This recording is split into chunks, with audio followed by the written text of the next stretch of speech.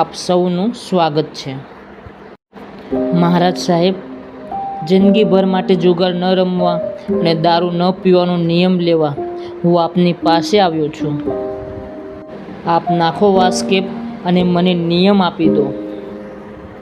30 વર્ષનો એક પરિચિત યુવક બપોરે ઉપાશ્રયમાં આવ્યો અને આ 2 નિયમોની માગણી કરી।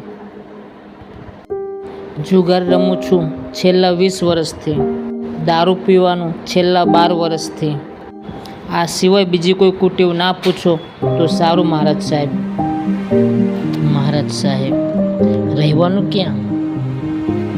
ચંદનબાળા એપાર્ટમેન્ટમાં। આપના ચાતુર્માસના બધા જ પ્રવચનો સાંભળ્યા છે। 16 રવિવારીય શિબિરોના પણ તમામ પ્રવચનો સાંભળ્યા છે। કદાચ અનેક યુવાનોના જીવન પરિવર્તન આ શિબિર અને પ્રવચનોના માધ્યમથી થયા હશે, પણ હું એવો ને એવો જ રહ્યો। મારામાં કોઈ જ પરિવર્તન આવ્યું નથી। તો પછી અચાનક આ નિયમ લેવાની પ્રેરણા ક્યાંથી થઈ? એક પ્રસંગ બની ગયો। જુગારમાં પૈસો હાર્યો? ના। દારૂથી તબિયત બગડી? ના। તો આ પ્રસંગ અઠવાડિયા પહેલાનો છે। બન્યું એવું અનેક જાતનો ભંગાર અને સામાનમાં અચાનક ઘાટીની નજર એક બેગ પર પડી। એ બેગ બંધ હતી। હું ચૂપ થઈ ગયો।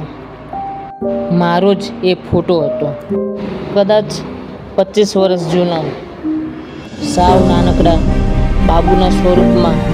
મારી જાતને જોઈને હું ઓચિંતો વિચારતો થઈ ગયો અને મારી આંખ પહોળીને પહોળી રહી ગઈ। મારા એ ફોટામાં શરીર પર કોઈ જબલું ના હતું।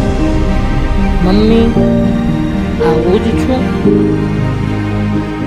હા, સાધુના કપડામાં? બેટા, કોણ હતા મારા મનમાં કે ભવિષ્યમાં મારે તને અને ફોટો જોઈને દિવસોના દિવસો મારી આંખમાંથી હર્ષના આંસુ પડેલા। પરમાત્માને પ્રાર્થના કરતી હતી કે હે પ્રભુ, મારા લાલાને તું સાધુ બનાવજે। પણ બેટા, મારા એ કોડ અધૂરા રહી ગયા। તું સાધુ તો ન બન્યો, પણ આજે? આટલું બોલતા મમ્મી રડી પડ્યા।